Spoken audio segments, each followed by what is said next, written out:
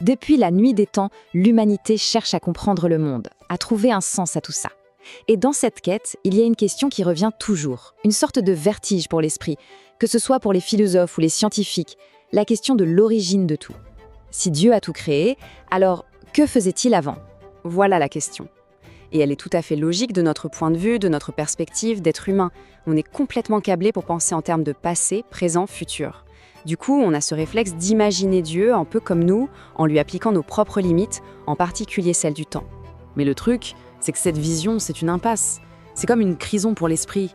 C'est l'erreur de base qui nous empêche de vraiment saisir la nature du Créateur. Pour ne serait-ce qu'approcher sa réalité, il faut d'abord se libérer de nos chaînes mentales et oser regarder le temps différemment. Alors, c'est parti pour cette exploration. Voilà le chemin qu'on va suivre. On va voir comment la science moderne et la foi peuvent dialoguer et surtout, comment une analogie toute simple peut nous ouvrir les portes d'un concept absolument immense. Première étape, on va devoir déconstruire notre idée la plus basique du temps. Pendant des siècles, on a vécu avec cette idée confortable, mais fausse, d'un temps qui serait le même pour tout le monde, partout.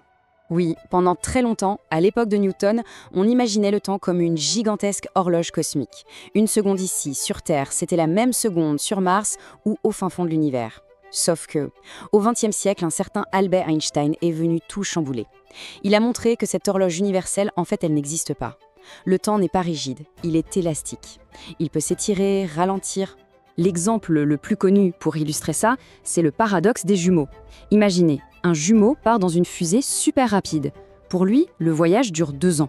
Mais quand il revient sur Terre, il découvre que 200 ans se sont écoulés et que son frère est mort depuis longtemps.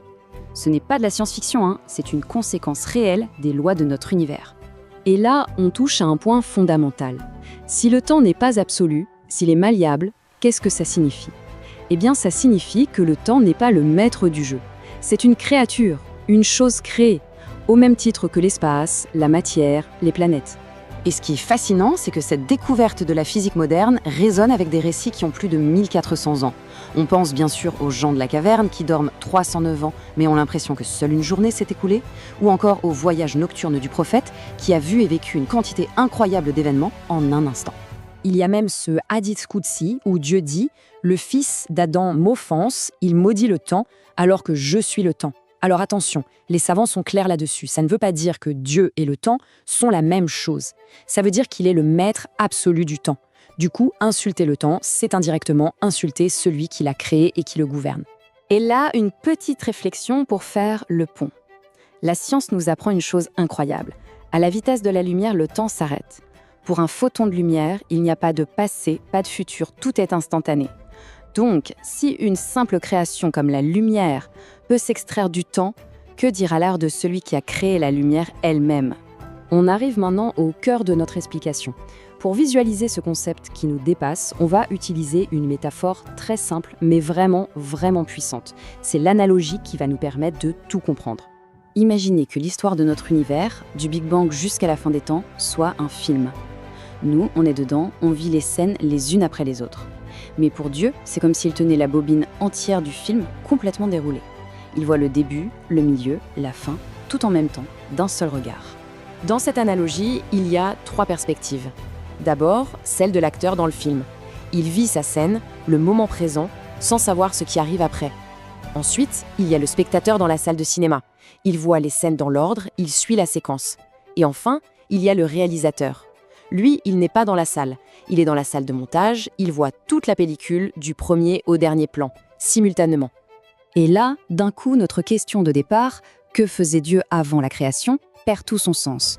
Les mots avant et après sont des concepts qui n'existent qu'à l'intérieur du film.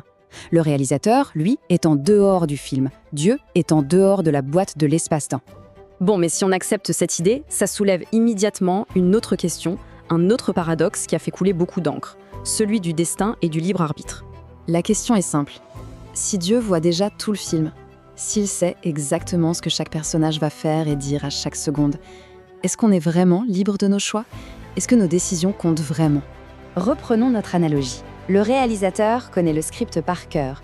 Il sait exactement comment le film se termine. Mais est-ce que sa connaissance force l'acteur à jouer d'une certaine manière?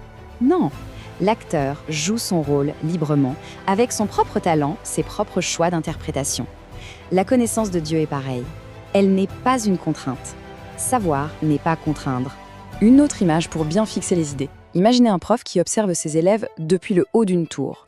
Il voit un élève, distrait par son téléphone, qui marche droit vers un précipice. Le prof sait que l'élève va tomber. Mais est-ce que c'est la connaissance du prof qui pousse l'élève dans le vide? Bien sûr que non. Le prof sait simplement parce qu'il a une meilleure vue d'ensemble. On aborde la dernière partie et on va voir comment ce concept théologique vertigineux peut avoir des échos très concrets et même une sorte de signature mathématique assez troublante au cœur de la création. Alors là, c'est juste un point de réflexion. Dans le Coran, il est dit que les cieux et la terre ont été créés en 6 jours ou 6 périodes et que la terre a été formée en 2 de ces périodes.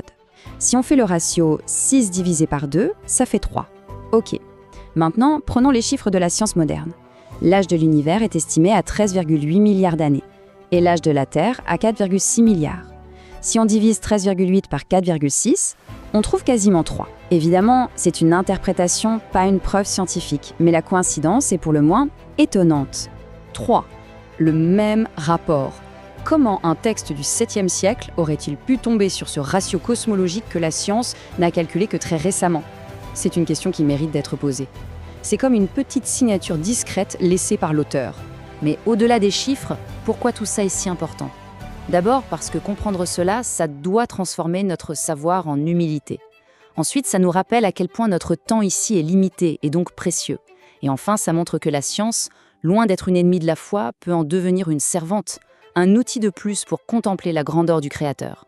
Finalement, chaque fois que la science nous révèle un secret de l'univers, que ce soit la relativité du temps ou l'âge des étoiles, c'est une invitation.